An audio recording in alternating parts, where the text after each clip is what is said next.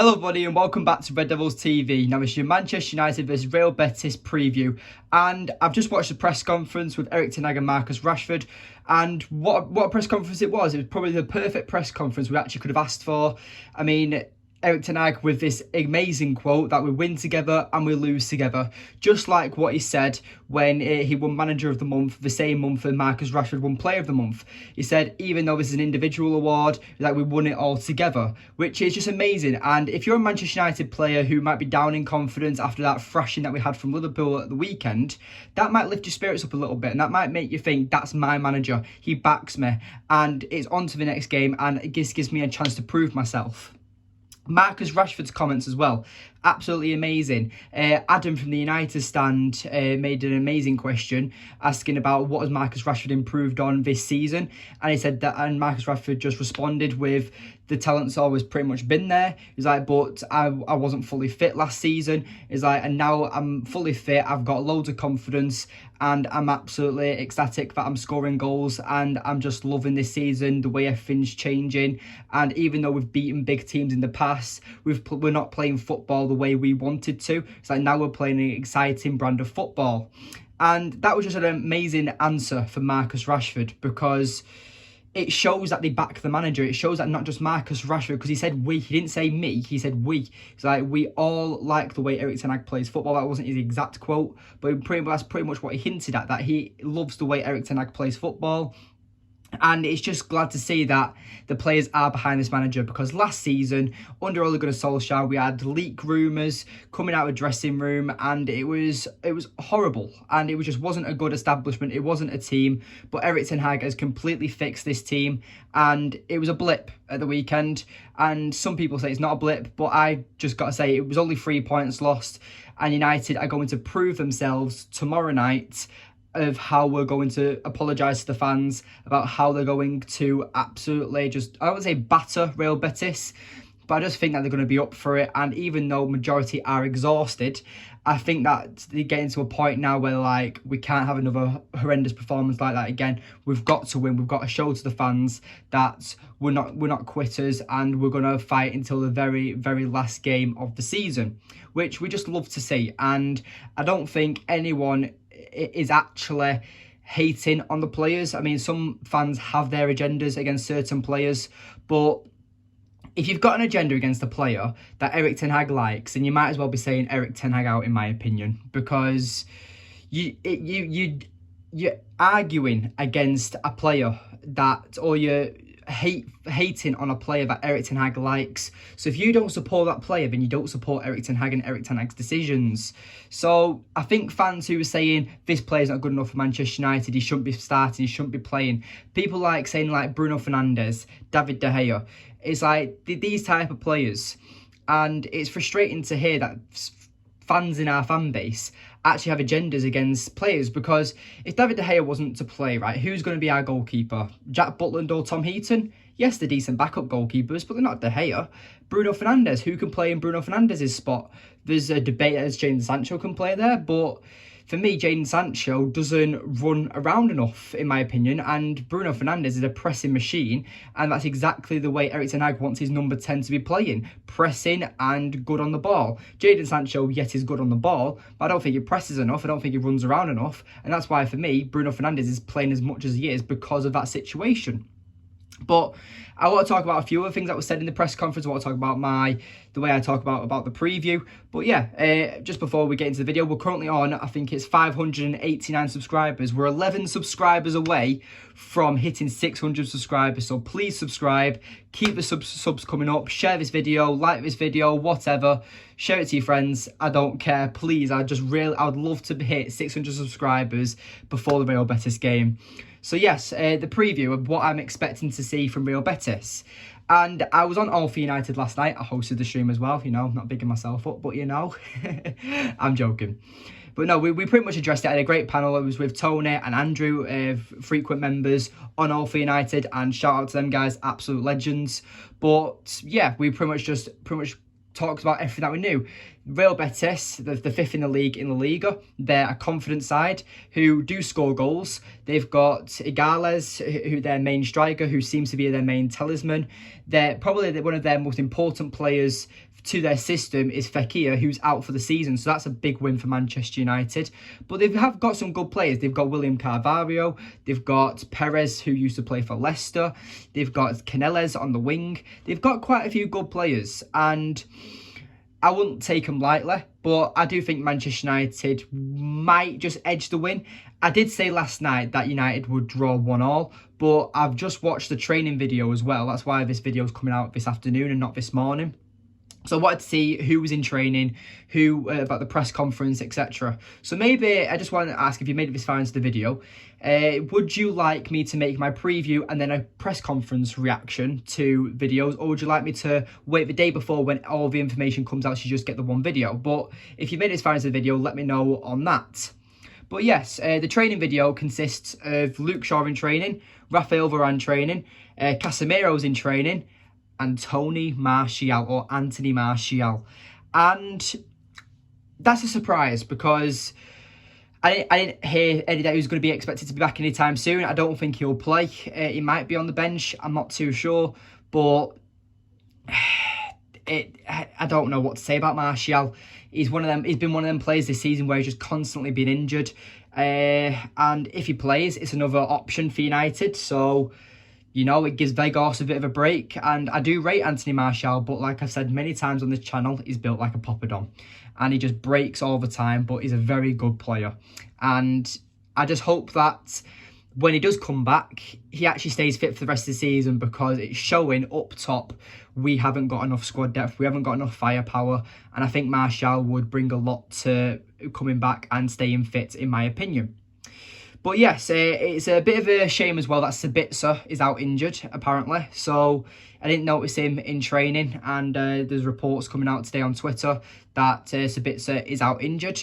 So that is a bit frustrating. So no doubt we'll have Fred playing in that midfield. So maybe Ten Hag will rotate, maybe he won't. I hope he does, because I think that too many players are looking knackered now. And I think we definitely need to rotate. So I'll give you my predicted 11. And it's going to be David De Gea. It's going to be Aaron Wan-Bissaka. It's going to be either Lindelof or Maguire, because I just think that Varane needs a break, because I think Varane's starting to prove now that he can't play 2 games a week. So I would rather save Varane for the Premier League games or the weekend fixtures, and then playing either Maguire or Lindelof during the Europa fixtures maybe.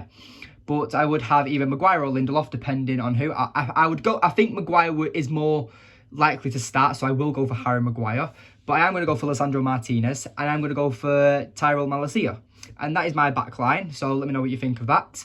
My midfield would consist of Casemiro, Fred, and Bruno Fernandes. And it hurts me because that's the same midfield we've pretty much been using this entire season. But at the end of the day, who else have we got? I don't think you can slip a Mainu. I don't think you can slip an Iqbal into this type of game. So we're going to just have to play it. And maybe, hopefully, don't play the 90 minutes, because I think they do need a bit of a break. But if they do, I'm pretty sure that's a solid enough midfield for us to get over the line. My wingers are going to consist of Jadon Sancho, Alejandro Garnacho, and Marcus Rashford. And you can say what you think about that. Why has he not put Weghorst in? Why is this? Why is that? Where's Antony? I just think that certain players are key to our success this season. And I think that them players are David De Gea, Lisandro Martinez, Casemiro, Bruno Fernandes, and Marcus Rashford. They're my top 5 players for this season. Some people make a case for Luke Shaw.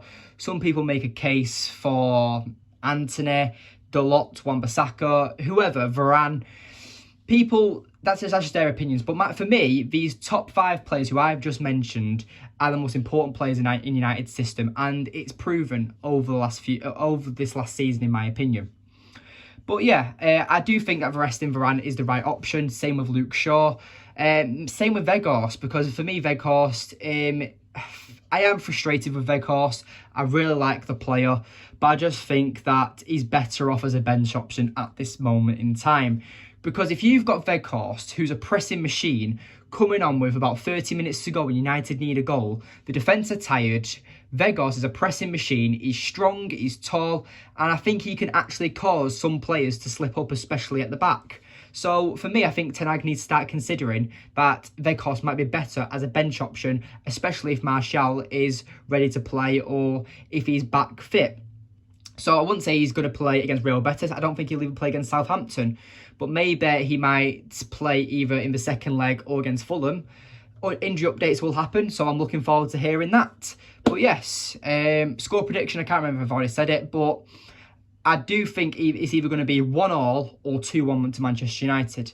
I am expecting United to control the game, but I just think that with the tiredness of United, and I just think you can't underestimate Real Betis. They're as far in the Europa League as we are for a reason.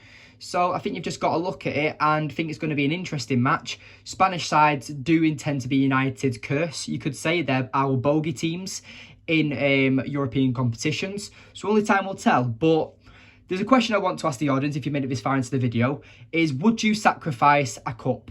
And especially, would you sacrifice the Europa League? And for me, I'm on the fence about it because I definitely want to keep going in the Premier League to try to secure top 4. There's only 2 or 3 games left in the FA Cup, but the Europa League is still 7 fixtures. And for me, it's frustrating. But if you add all our fixtures up until the end of the season, we've still got 20 fixtures left. And you might be thinking, well, that's not that many. Don't forget, the season does end at the end of May. So we've got 20 games in literally, 2.5 months? You know, it does take its toll on the players, and when this season is over, these players deserve an incredible break. And I'm just looking forward to seeing how they play for the rest of this season. But yes, I've given you my predicted 11, given you my score predictions. Just want to say something about Erik Ten Hag though. I made a YouTube Shorts which got about 1,000 views, so thank you if you did watch that video. But we need to back Erik Ten Hag. So the people that are saying that he's out of his depth, criticising his decisions on his tactics and stuff, or his decision making, he's not perfect. He said that in the press conference today. He went, I'm only human, I'm not perfect. Erik Ten Hag said that. And he's a perfectionist and he wants to be the best. But he's admitting and he's being humble that he's not perfect. And he will make mistakes. And we won't win every single game. But he has the right mentality to lead us in the right direction. And I do think that Erik Ten Hag is the correct man. And I just look forward to seeing him, what he does for the rest of the summer. But to answer my own question as well about would I sacrifice a cup, I think we can. I think that if you're a team like Newcastle, for example, if they were in this position, or Arsenal, I think maybe they can say, right, maybe we should sacrifice Arsenal, for example. Arsenal's a better example. They're in a title race with Man City. Do they sacrifice the Europa League to have a week off and consistently push for the Premier League? Because they're not in the FA Cup. All they've got is Europa League and the Premier League. Man City are still in the Champions League, they're still in the FA Cup, and they're in the title race right on Arsenal's backside. So if you're Arsenal, if you're Arteta, do you say, maybe I drop the Europa League to focus on the Premier League so we win the title? And for me, I think United can't do that because we've always been that we win every single game, we go for every single game, and if we lose, then the team are better on us on the day. But I think what's a massive screamer for it is that we've beaten Barcelona, and the way we beat Barcelona as well, the players won't want that to go to waste. That's probably going to be one of the best games we have in a long time, the 2 legs against Barcelona. So do you think the players are going to want to waste that and drop the Europa League? Now, I think it's too late. I think we're now in the cycle where it's too late to drop the Europa League. Same with the FA Cup and the Premier League, we can't drop because it's our league. So, and we want top 4. So I think that with the type of manager Erik Ten Hag is as well, he's not going to want to just drop a trophy. He's going to want to go as far into every competition as possible. So I'm going to back him. And if I'm going to say that it's probably the right thing to do because it gives me more videos to make about, first of all. And second of all, it just shows that he's a winner and he wants to win everything. And he might not win everything, but at the end of the day, that's the right mentality to have. And as he gets more backing, especially with possible Qatari owners owning us or the new owners or whatever, if they fully back Erik ten Hag, I guarantee United will win the league in the next 5 years. You can count on that. But yes, thank you for watching today's video. If you're this far into the video, please remember to like, subscribe, comment and share. Road to 600 subscribers. If you know a friend who has a YouTube account, tell them to subscribe to Red Devils TV, because we're going places. We're going to be the biggest Manchester United channel in the world. We're going to have 1,000 subscribers by the end of the season. You can mark my words. That is winners mentality, and that's what Erik ten Hag is rubbing off onto this YouTube channel. So if you like this type of content, please remember to like, subscribe, comment and share, and I'll see you in the next one. Goodbye.